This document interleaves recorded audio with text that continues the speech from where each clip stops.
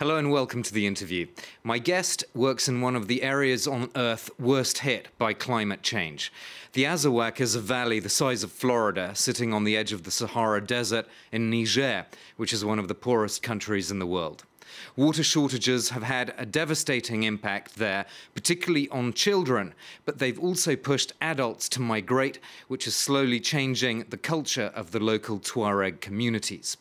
Ariane Kirtley is the founder of the non-profit organization Aman Iman, which means water is life in the Tamashek language. Welcome to the program, Ariane. Thank you, Armin. So we will obviously get to the broader issues related to climate change, migration, jihad, drug trafficking, human smuggling, and so on. Before we come to those broader connections, I just want to ask you, what exactly is this water scarcity problem? Just give us a snapshot of that. Okay. First of all, thank you again for having me here. Thank you, France 24.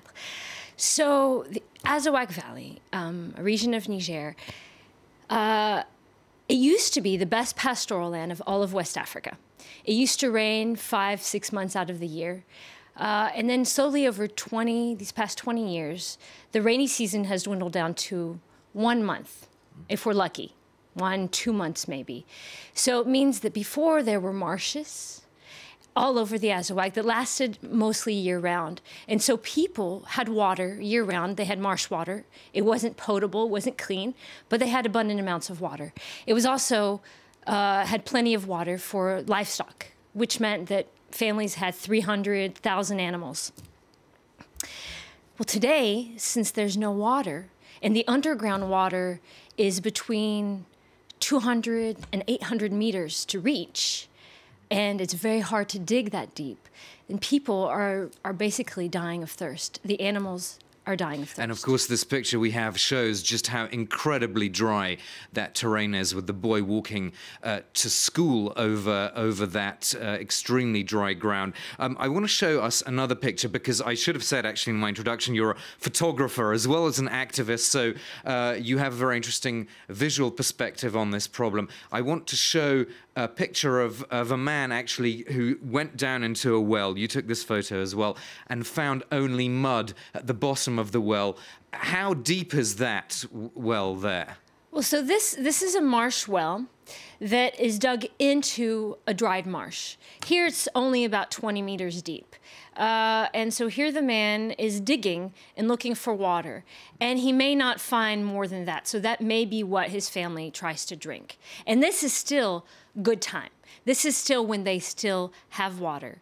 Afterwards, they're going to have to go to wells that are 150, 170 meters deep, and still not finding water. And actually, we do have a photo of a much deeper well, which is, I gather, 175 meters. So maybe we can bring that up next. There we go. That's a deeper well. But it looks like quite basic technology. Am I right in thinking? Or so this is very basic technology. This is done by the populations themselves. It can take them up to 8 years to dig a well like this for themselves. And is Aman Iman actually providing a way to drill deeper? Is that one of the things? Yeah. So when we go and operate in this region, we drill boreholes. And so when you drill a borehole, then we put a water tower and we create faucets. So it's a very different type of technology. The idea is to keep the water potable and to reach a sustainable source of water so that people can have water year-round. And is there any training involved? Because, of course, the argument, the usual criticism of this kind of NGO activities increases dependency of the local populations and reinforces the whole narrative of grateful Africans receiving help from the West, essentially. How do you create a sort of sustainability there in terms of people knowing how to do this for themselves? Of course. Well, just to go back one step, I grew up in Africa. I grew up in Niger. And my goal was never to create an NGO just to help Africans. That wasn't my perspective. So what happened is that I mentioned a minute ago is that you see families digging wells for themselves, digging 6-8 years and never reaching water. And they simply don't have the finances to finance a borehole, which can cost between 150 and 200,000 euros. And so we do build the borehole. the community participates, and then we train the community to learn how to manage their borehole so they know exactly what they need to do. And unlike in other places in Africa where there are other water sources and so management becomes a complication, I'm not saying management is easy here, but this is their only source of water. It is what they have to, whether or not they live or die. Yeah. And so they learn how to manage it, and they take quite good care of their boreholes. I mentioned climate emigration or migration in my introduction, and that in a way has two aspects. I suppose you have people leaving who go for good, and then also those who come back and, as I was mentioning, change the culture of the local communities. Just give us an idea of what's happening there. So what's happening is that because of loss of the animals and loss of opportunity, no economic opportunities, young men, also young women among the Fulani population, but young men migrate to Libya and Nigeria to look for opportunity. And often they return home. But what happens is that due to lack of education, due to several factors, they are often interact with people that are have a more extreme viewpoint on Islam. And so when they come back, they bring back a more radical form of Islam. And that is having a great impact on women, for instance. Tuaregs have a matriarchal culture. And women in the past used to have a lot more power. They used to have a lot more say in activities and village activities. Now women are being cloistered. So cloistering a woman nomad, women walk around with mats around them. They're not allowed to be seen by other men. But this is being accepted despite the long tradition of a matriarchal society? It's being accepted because these young men are saying, we're going to places that are more education, that know Islam better than we do. You better listen to what we have to say about what Islam truly is. But do they have anything to bring concretely or materially apart from That's ideas? A very good question.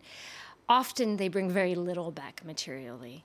In fact, you find women that might wait 6 months for her husband to come back, and during 6 months will have nothing.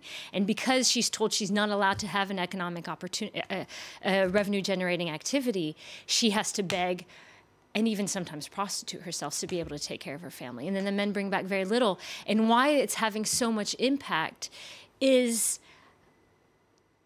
I think, because there is a lack of education, and lack of education in terms of also the Quran. And so people are easily influenced about what the Quran actually says. But in terms of men who, let's put aside those who've been going towards radical ideology, but just people who are working in other countries, Nigeria or wherever, do they actually have anything to bring back in terms of resources to help the situation there, or is that not really happening? Very little. They may come back with $100. Yeah. They go and they work little petty commerce, or they will try to bring motorcycles back and sell them on location. So it's mostly commerce that they try to do, since they have little else to offer in other countries. For instance, the women, Fulani women, they'll go and sell braids, or they'll go and, but really they go and they come back with very little. No, it's really not worth the travels, but there's always the hope of bringing back more, or of coming across gold, and not. Yeah, I mean, you're obviously coming up against a lot of, let's say, things which are working against the work of a non-profit like yours, because even if you do educate people, you're coming up against this sort of male blowback, in a sense. Would that be fair to say? I think it works both ways. Yes, it makes our work with women, because a lot of our work is with women, much more difficult, because we're seen as challenging these new ideas. On the other hand, our work is also poverty alleviation. And so we are helping to keep these young men in their communities. And so they're not, if they don't travel, then they're not being exposed to these radical ideas. If they have better education, they're able to question these radical ideas. So it goes both ways. Our work helps limit the extent of this influence, but yes, of course, it is something that we have to work with. You speak a lot to audiences in Europe and the US. Do you get the feeling that people might be a bit more open now to the interconnectedness of things, the fact that if these people go away, they're going to end up as asylum seekers in France, for example? Or do people generally you speak to in the West, they still have somehow a feeling that, oh, this is a problem somewhere far away, it doesn't really affect me personally? I think people are starting to understand. I think there's a long way to go. But if I give a presentation and I talk to people and I explain the link between climate change, water scarcity, immigration, the spread of jihad, which is also an economic opportunity, and how helping poverty alleviation in very rural zones of Africa, which may seem very distant, but actually how it influences this impact on Europe, then they do understand. They start understanding the interconnectedness of all this, that we are one world. We aren't separate. And I mean, in terms of your photography, how has that given you a sort of view of these issues and these lives? Because obviously it's not a classic profile of an NGO type activist. Well, so I was raised with photojournalists that work for National Geographic. To me, my photography is a way of getting to know the populations and a way of also sharing the beauty of the people I work for, because I talk about their problems. I talk about their poverty, the water scarcity, climate change, the influence of radicalism, but I try to show their beauty and their humanity. That photo obviously shows a very optimistic note there. Absolutely. This is Mariama from our borehole village of Shinwagari. And to me, it's a way of telling the stories of the beauty of these children, of the women, making them human to others. And that's a very good way of connecting people in a very human way to my work and to the people I help and to their problems, as well as their beauty and their culture. I think that's a good note to end on. Thank you so much, Ariane Kirtley from Aman Iman, which means water is life in Tamashek. And more news will be coming up very soon here on France 24, so don't go away.